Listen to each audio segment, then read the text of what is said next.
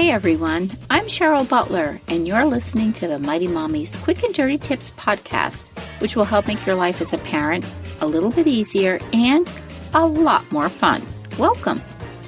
Today's episode is number 486, 5 ways to curb our kids' social media habits, because screen time, particularly on social media venues, is increasing by the day, and our kids need some guidance to find the proper balance.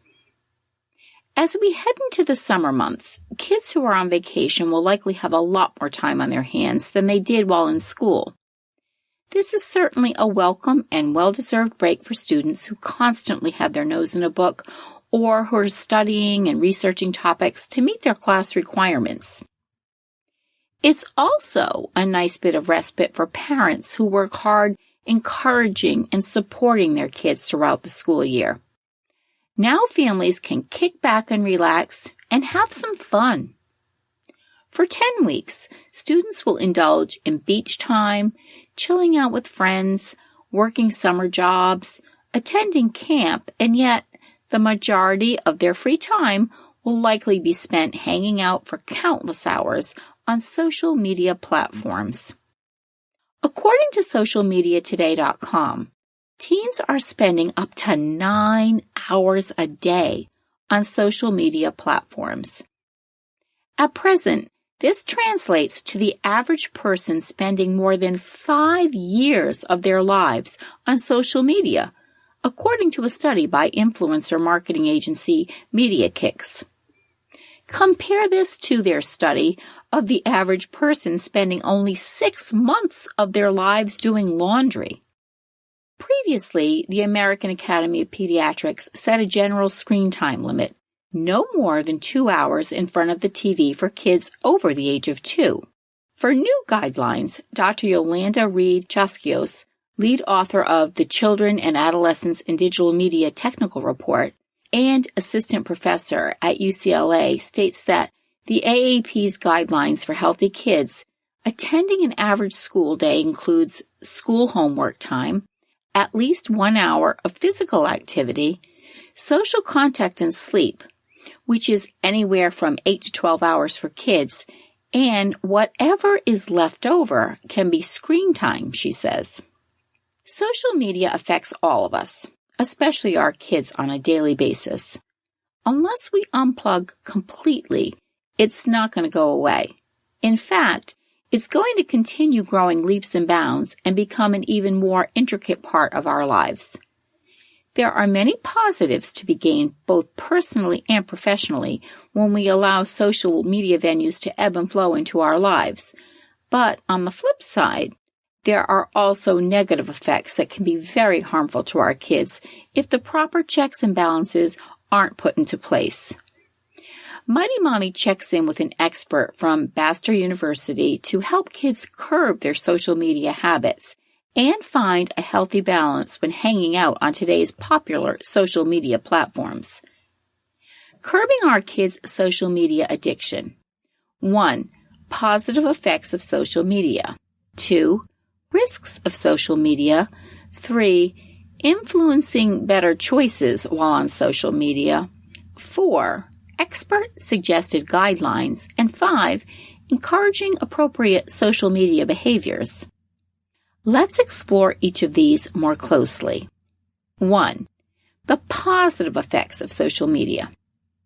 As a mom and writer who ventures out into several social media venues several times a day myself, I wanted to start off by capturing the many positive sides these platforms can offer. I often refer to the time I spend on Facebook as my adult playground time. When a friend of mine urged me to join back in 2009, I thought she was completely nuts. At the time, my 8 kids were ages 4 through 16, and I was learning how to live with 4 teenagers, all while getting ready to re-enter the workforce.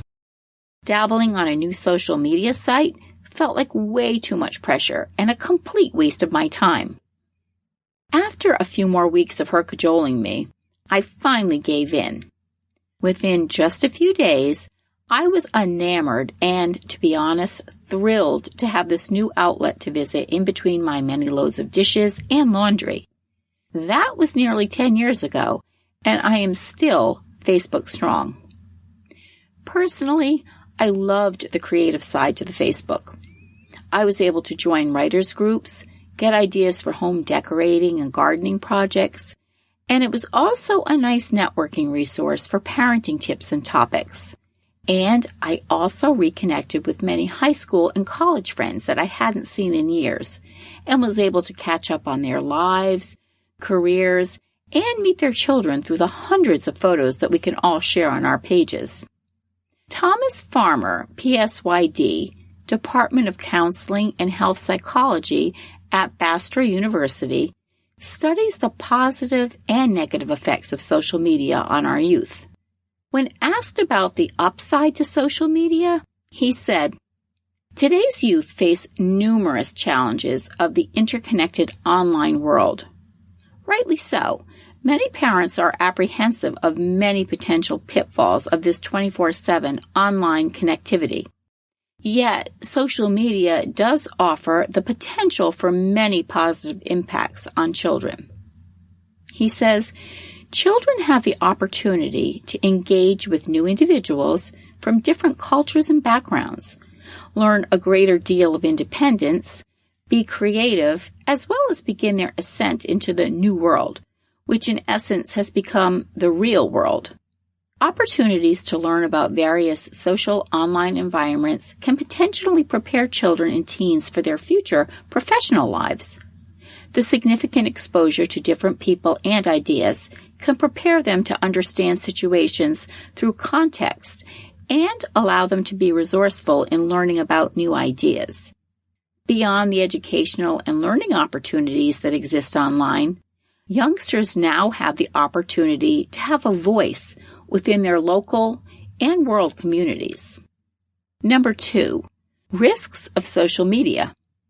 The positive impact of social media can definitely lay a solid foundation for individuals who are either disciplined not to let screen time take over the majority of their days, as well as those who can keep it in perspective and not get swept up in an addictive state where they let what they view and read take over their lives.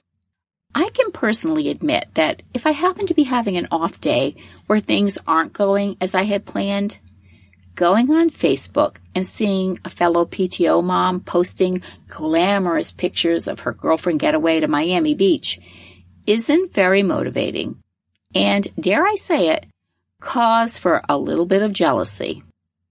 Likewise, young tweens and teens who are still learning to deal with their own fragile emotions can experience a myriad of negative feelings while hanging out on social media. Dr. Farmer weighs in on the negative aspects of the social media phenomenon. Often, a parent's biggest concern, he says, around social media use is that the generational interpretation that children are missing out on real life in favor of the artificial online world is there. These critics do have some merit, given the focus of developing online avatars, losing sleep due to the blue light screen glowing in one's bed, or the immediate gratification that youngsters gain from having constant feedback. He goes on, research is highly conflicted around issues of cyberbullying and other mental health impacts. Nick and colleagues, 2018, found that increased internet use was correlated with both online victimization and was at least equally correlated with increased social support as well. In terms of mental health issues, such as depression, online communication may serve as a buffer or an intensifier. Similar to in-person support, online support may have the ability to minimize adverse impacts of cyberbullying. He says, online victimization seems to be associated with low self-esteem and depressive symptoms at a rate comparable to in-person victimization. Note, associated, not casual. Impact of potential online support may fully offset the impact of victimization for many teens and children. However, children with already low in-person support, online victimization appears to have negligible impacts, suggesting online cyberbullying is rarely the root cause of distress. While parents often fear the impact of having a permanent footprint of bullying through an online presence, the research is not fully supportive that this actually makes things worse for their children. The more coherent interpretation is that social media is really just a new format of presenting issues that have always been prevalent in society. Specifically, social media is rarely the root of the problem, but rather just the messenger, he finishes. Dr. Farmer also touches on the subject of body image and the use of certain platforms. Other studies, such as Sherlock and Wagstaff 2018, demonstrate that increased use of Instagram for women between the ages of 18 to 35 correlates with poor mental health outcomes and self-perceptions, particularly those around body image. Researchers agree that there seems to be an impact related to social comparison theory, in which social media users can be influenced through trends such as Fitspiration on Instagram. These comparisons can create negative appraisals of self and increase the risk for mental health issues. One could assume that teens may be even more vulnerable to such comparisons. Similarly to the research on Facebook, it has demonstrated social comparison issues related to high use of Facebook. Teens may often view the artificial positivity of peers in comparison to their own lives, leaving them to feel isolated or distressed. As a whole, the research is mixed. As many potential negatives that teens face, there are likely as many advantages, says Dr. Farmer. Number 3, influencing better choices while on social media. I read a quote about social media that I thought was quite appropriate for today's society in general. It was from Eric Qualman, best-selling author of the lifestyle book Socialnomics. He says, "We don't have a choice on whether we do social media. The question is how well we do it." As parents, we definitely want to influence our kids to make smart choices while on the internet and social media sites. However, we're not able to look over their shoulders while they're on their smartphones and electronic devices. Dr. Farmer talks about helping our kids do social media better.